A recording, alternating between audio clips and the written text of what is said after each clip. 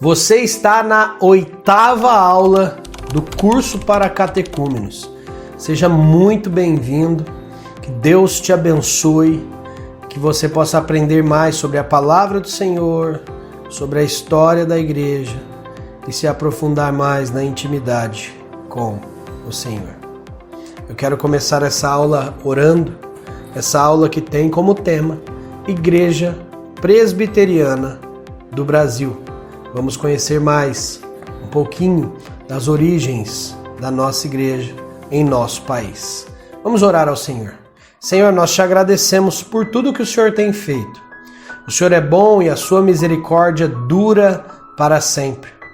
Obrigado, Pai, pela oportunidade que temos aqui desse encontro, mesmo que de maneira online. Que tudo aqui seja feito para a sua honra e glória. Que seja um tempo de muito proveito, conhecimento, para que nós possamos nos aprofundar no conhecimento da igreja, do Senhor, na intimidade com o Senhor. Em nome de Jesus que eu oro, amém e amém. Que bom que você está aqui. Nós já estamos no estudo 8 desse curso para catecúmenos, de 13 lições que tem o curso. Louvado seja o Senhor pela vida, pela sua vida, que tem vontade de aprender mais sobre o Senhor, sobre sua palavra e sobre a igreja do Senhor. Na lição 8, Igreja Presbiteriana do Brasil, o autor nos diz assim: o plano de Deus para a nossa salvação inclui uma organização para nos arrebanhar. Na antiga aliança, essa organização era constituída pelos israelitas, pelo povo de Israel. Lembrando que em todo o Antigo Testamento, Deus já havia chamado pessoas de outros povos, para serem colocados no povo de Israel. Assim como Deus prometeu para Abraão: de ti farei uma grande nação e te abençoarei. E no Novo Testamento, o Senhor faz uma aliança também através de Jesus Cristo. E assim, todos quantos o receberam, deu-lhes o poder de serem feitos filhos de Deus. Então essa igreja, que estava mais geograficamente localizada, agora tem pessoas de todo povo, língua e nação. Então é chamado de igreja. Esse povo de Israel agora é o Israel espiritual de Deus. Você faz parte do Israel de Deus? Digite aí nos comentários: eu faço parte da igreja do Senhor, do Israel de Deus. Mas o que significa igreja? A palavra igreja vem de eclesia, palavra grega usada para designar a assembleia da população das cidades gregas, que se reunia para tratar de questões administrativas. No Novo Testamento, essa palavra, igreja, é usada com vários significados. Os principais são, olha só que coisa bacana: um grupo de crentes de uma determinada localidade, uma igreja local. Por exemplo, igreja que estava em Jerusalém, igreja de Antioquia, etc, etc. B, um grupo de crentes que se reunia na casa de uma determinada pessoa, uma igreja doméstica. C, vários grupos de crentes em diferentes lugares, unidos pela mesma fé. Isso é muito importante. D, a totalidade daqueles que no mundo inteiro professam a Cristo e se organizam para fins de culto, chamada genericamente de Igreja de Deus. E a totalidade dos crentes, quer no céu, na terra, que se uniram ou ainda se unirão a Cristo como Salvador e Senhor, chamado Corpo de Cristo. Interessante, né? Pessoas chamadas pelo Senhor, reunidas em diferentes locais. Essas pessoas de diferentes épocas e locais, todas são o corpo de Cristo. Por isso a igreja do Senhor é espalhada pela face da terra. Louvado seja o Senhor. No tópico da história, já da Igreja Presbiteriana do Brasil, o autor nos diz assim, olha só que dado importante para você conhecer mais a nossa igreja. A primeira tentativa de implantação do presbiterianismo em nosso país foi feita pelos franceses, que desembarcaram no Rio de Janeiro em 1557. Olha que dado importante.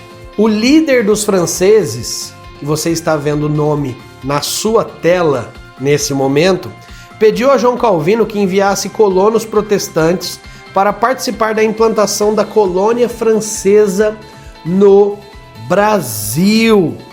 O pedido foi atendido e enviado um grupo de crentes sob liderança dos pastores. Segue o nome na tela também para eu não errar. Pierre e Chartier.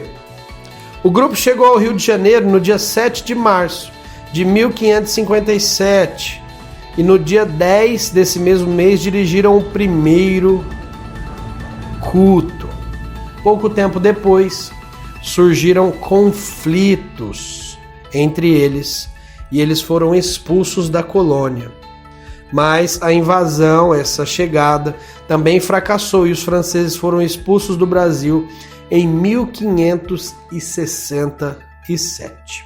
Essa foi a primeira tentativa. Uma segunda tentativa foi feita com os holandeses em 1624, que foram primeiro para a Bahia, depois foram expulsos, chegaram a Pernambuco, até que em 1654, resumidamente, eles foram definitivamente expulsos de nosso país. Também com eles foram extintas as comunidades reformadas holandesas. Então, duas tentativas aí. A implantação do trabalho presbiteriano em nosso país se deu através de missionários. E esse missionário que veio, o presbiteriano, lembra da divisão de igreja reformada e igreja presbiteriana, que surge entre seguidores de João Calvino e as igrejas presbiterianas com John Knox na Escócia, mas tinham a mesma crença. O primeiro missionário presbiteriano a vir para o Brasil se chamava Ashbel Green Simonton. Ele chegou ao Rio de Janeiro no dia 12 de agosto de 1859.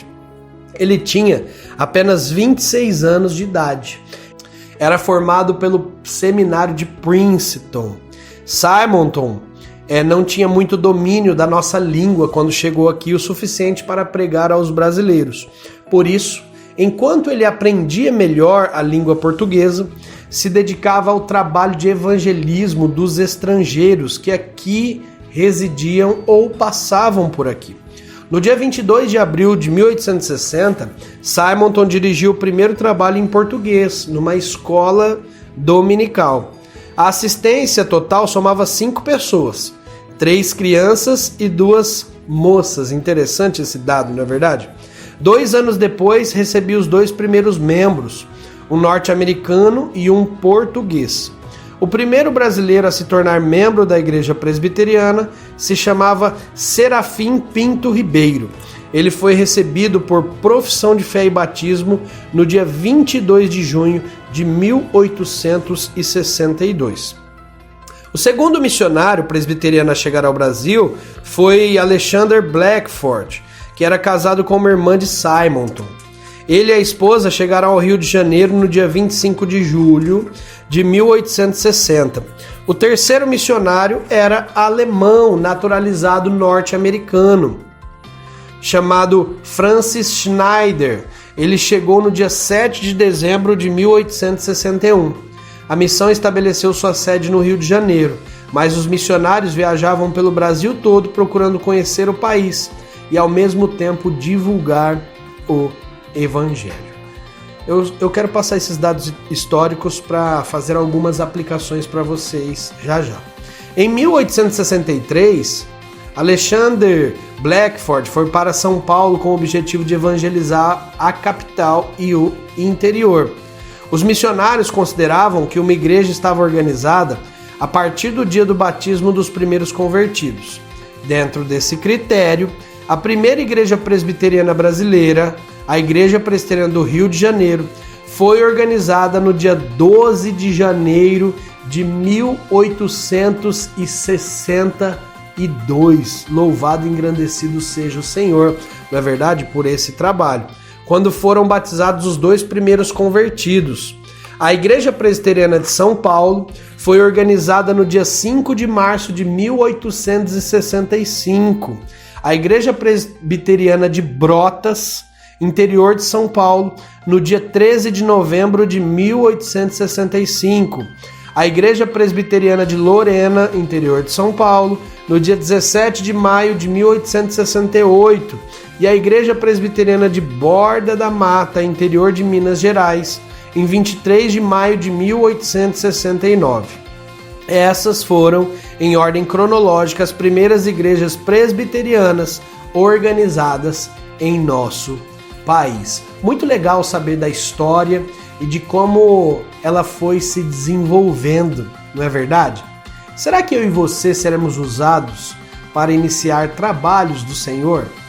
Às vezes Deus nos chama para uma plantação de uma nova igreja, ou às vezes Deus te chama para começar um discipulado na sua casa, para começar um culto na sua casa, na garagem da sua casa. E isso pode se tornar uma igreja como nós conhecemos hoje, né? Nós sabemos que esse grupo já que se reúne é a Igreja do Senhor. Em 1865 foi organizado o primeiro presbitério, o presbitério do Rio de Janeiro.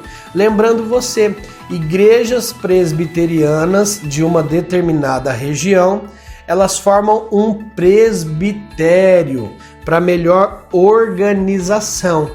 Presbitérios de regiões próximas formam um sínodo e toda a igreja tem, o Supremo Concílio. Essa reunião de sínodos formam o Supremo Concílio da igreja. Então, esse presbitério, o presbitério do Rio de Janeiro, foi organizado em 1865. Na primeira reunião desse presbitério, olha que legal, foi ordenado o primeiro pastor brasileiro, um ex-padre chamado José Manuel da Conceição. No dia 14 de janeiro de 1867, começou a funcionar o primeiro seminário localizado no Rio de Janeiro, fundado para preparar pastores brasileiros. Simonton faleceu em São Paulo no dia 8 de dezembro de 1867. Lembra quando ele chegou? 1859. Ele faleceu pouco tempo depois, não é verdade? Mas Deus usou tremendamente, porque o trabalho que ele deixou, o legado que ele deixou continuou. O trabalho de evangelismo e organização de igrejas continuou. O segundo presbitério de São Paulo foi organizado em 13 de janeiro de 1872. E em 1888 foi organizado o sínodo. Nesse ano já havia igrejas organizadas em 14 estados. Haviam 4 presbitérios e 32 pastores, sendo 20 estrangeiros e 12 brasileiros. Olha só isso. Lembra que eu falei do Supremo Concílio? No dia 7 de janeiro de 1909 foi organizada a Assembleia Geral da Igreja, que a partir de 1937 passou a ser chamado Supremo Concílio da Igreja Presbiteriana do Brasil. Interessante conhecer a história e como a igreja funciona.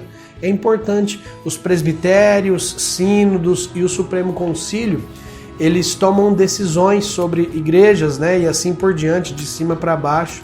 Mas eles têm como função orientar a igreja, apoiar as igrejas locais, apoiar a plantação de novas igrejas também. O próximo tópico que o autor coloca é o sistema doutrinário. A Igreja Presbiteriana do Brasil adota como exposição das doutrinas bíblicas a Confissão de Fé de Westminster. Você vai ver na sua tela aí a foto da capa. O Catecismo Maior e o Catecismo Menor ou Breve Catecismo. Nossa única regra de fé e prática é a Bíblia. Mas em virtude da Bíblia não trazer doutrinas sistematizadas, adotamos a Confissão de Fé e os catecismos como exposição do sistema de doutrina ensinados na Escritura. Ou seja, a Bíblia não vem dividida por temas específicos, como nós conhecemos. Então, a igreja adota esses sistemas doutrinários como documentos oficiais, lembrando que nossa única regra de fé e prática é a palavra de Deus. Mas esses documentos, eles dividem, eles sistematizam assuntos bíblicos para nossa melhor compreensão. A confissão de fé e os catecismos são conhecidos historicamente como símbolos de Westminster. Eles foram preparados por uma assembleia de clérigos anglicanos, congregacionais, independentes, batistas e presbiterianos. Essa assembleia foi convocada pelo parlamento inglês para elaborar os princípios de governo, doutrina e culto que deviam reger as atividades religiosas na Inglaterra, Escócia e Irlanda. A assembleia foi instalada no dia 1º de julho de 1643, com a presença de 69 membros. Fez 1.163 sessões, sem contar as reuniões de comissões e subcomissões. A participação média variava entre 60 e 80 membros. A maior presença foi de 96 membros. O local da reunião foi a Abadia de Westminster e por isso ficou conhecida como Assembleia de Westminster. A Confissão de Fé e os Catecismos foram aprovados pelo Parlamento Inglês em 1648. A Igreja Presbiteriana da Escócia, a da Inglaterra e a dos Estados Unidos da América adotaram a Confissão de Fé e os Catecismos como padrão doutrinário. A Igreja Presbiteriana do Brasil, na organização do Sínodo em 1888, também o fez. Muito legal, né? Conhecer homens que se dedicaram para nos ajudar a conhecer mais a palavra de Deus. O próximo tópico é sobre o governo da igreja. A Igreja Presbiteriana do Brasil, como organização eclesiástica, adota um sistema representativo de governo. É muito importante que você saiba disso. Isso quer dizer que os membros da igreja, eles elegem os seus representantes, aqueles que vão tomar as decisões pela igreja, pela instituição. É o meio termo entre o sistema de governo episcopal, onde o governo é exercido pelo bispo, né? A igreja católica e muitas igrejas evangélicas adotam esse sistema episcopal, onde tem um presidente que toma as decisões. E também, diferente do sistema congregacional, onde as decisões são tomadas em assembleias ou sessões com a participação de todos os membros.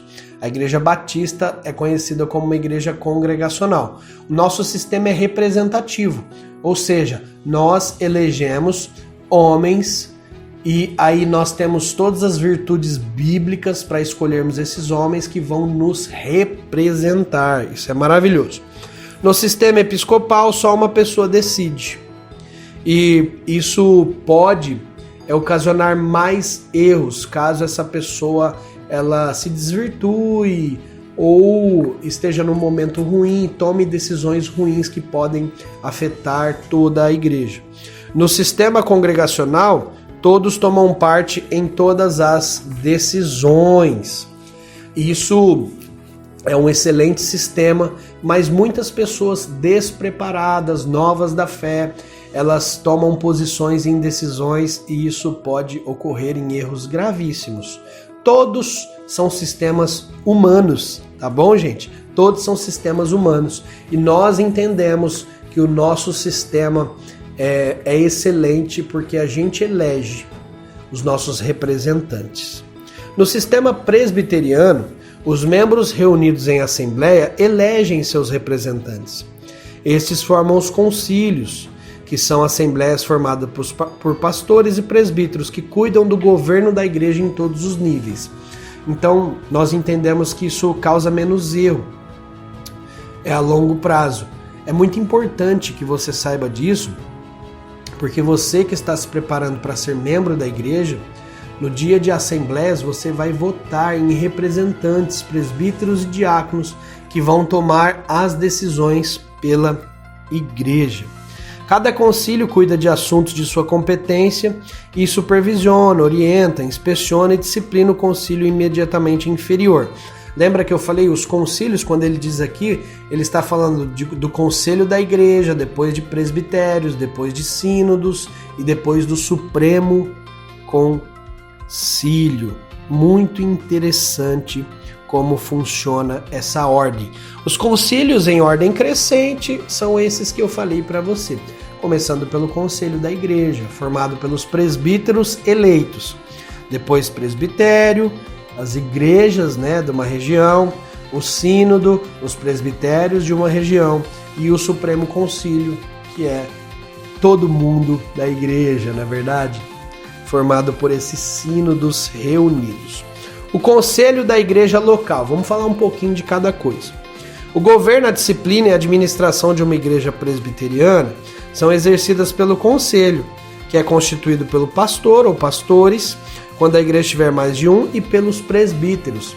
Todos esses são eleitos pela igreja. Até o pastor da nossa igreja passa por eleições, eleitos pela igreja. O conselho é auxiliado pela junta diaconal, constituída pelos diáconos eleitos pela igreja também. Os membros da igreja, reunidos em assembleia, elegem os presbíteros e os diáconos para um mandato de 5 anos ou um mandato designado pelo conselho, de 3 anos, etc. O pastor é designado pelo presbitério também, porque o pastor é membro desse presbitério. A junta diaconal cuida da ordem do templo e seus arredores e da assistência social. Alguns atos do conselho dependem da aprovação dos membros. Lembra? O conselho toma todas as decisões em relação à igreja, esse conselho que foi votado. Mas alguns atos dependem de todos os membros. Por exemplo, o conselho só poderá adquirir, permutar, alienar, dar pagamento imóvel de propriedade da igreja e aceitar doações ou legados, onerosos ou não, mediante a aprovação da Assembleia. Principalmente quando se trata de bens materiais, isso toda a igreja precisa aprovar. Desde a compra até a venda desses bens. Ou até quando a igreja recebe uma doação. A assembleia da igreja, os membros, precisam aprovar essa doação. Falamos do conselho, agora falaremos do presbitério. Toda a igreja presbiteriana do Brasil pertence a um presbitério. São igrejas de uma região. Lembra disso, né? Que é o segundo concílio, em ordem crescente da igreja presbiteriana do Brasil. O presbitério é uma assembleia de pastores e presbíteros. Os pastores são membros do presbitério e os presbíteros são representantes da igreja. Cada igreja, independentemente do número, é representado no presbitério por um presbítero eleito para isso. O presbitério supervisiona o trabalho dos pastores e dos conselhos.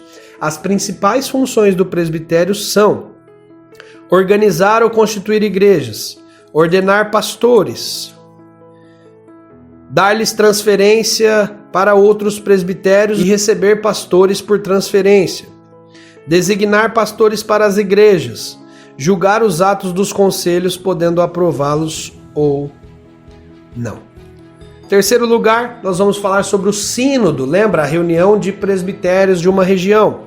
Todo presbitério pertence a um sínodo, que é o terceiro concílio em ordem crescente da Igreja Presbiteriana do Brasil. O sínodo é uma assembleia de pastores e presbíteros que representam os presbitérios de uma determinada região. As funções do sínodo são organizar, constituir ou dissolver os presbitérios, julgar os atos dos presbitérios, podendo aprová-los ou não. Em último lugar, o Supremo Concílio da Igreja. Lembre-se dessa ordem: Igreja, Presbitério, Sínodo e Supremo Concílio. O Supremo Concílio, como o próprio nome indica, é o maior concílio da Igreja. O Supremo Concílio é uma assembleia de pastores e presbíteros que representam todos os presbitérios. As principais funções do Supremo Concílio são formular sistemas ou padrões de doutrina e prática quanto à fé, estabelecer regras de governo, disciplina e liturgia para a Igreja Presbiteriana do Brasil, organizar, constituir ou dissolver os sínodos, Definir os termos de relação da Igreja Presbiteriana do Brasil com organismos e organizações eclesiásticas, estatais, etc. Julgar os atos dos sínodos, podendo aprová-los ou não. Para se orientar no governo e na disciplina, tudo isso que eu falei, os concílios têm a Constituição da Igreja, o Código de Disciplina e os princípios de liturgia da Igreja Presbiteriana do Brasil. A Constituição traz as normas administrativas, o Código de Disciplina as normas para a disciplina dos pastores e dos concílios, e os princípios de liturgia as normas para o culto, a administração dos sacramentos e das cerimônias eclesiásticas. Compete a cada concílio observar essas normas em seus próprios atos e verificar se elas estão sendo observadas pelos concílios. Concluindo, cada igreja é uma face visível da igreja invisível de Cristo. Uma igreja local é uma organização eclesiástica e, como organização, ela necessita de princípios e normas para ser conduzida. Mas lembre-se disso. A igreja é mais do que uma simples organização. Ela é um organismo, é o corpo de Cristo. Ora, vós sois corpo de Cristo e individualmente membros desse corpo. A Igreja Presbiteriana do Brasil é parte da Igreja de Cristo, mas é também uma organização com princípios e normas para se conduzir, assim como qualquer outra igreja. A Igreja Presbiteriana do Brasil é constituída de muitos membros com funções diferentes, mas todos constituem um só corpo. Por isso não pode haver divisão, discórdia entre os seus membros. Jesus Cristo é o cabeça do corpo, cabeça da igreja. Por isso cada membro deve ser obediente ao Senhor. É muito importante que você conheça essa aula, que foi muito teórica, não é verdade? Mas não menos importante do que outras aulas, porque essa teoria ela se desdobra na prática da igreja, em como a igreja funciona. E eu vejo na prática da igreja que esses concílios eles estão para ajudar as igrejas que estão se iniciando, igrejas maiores também.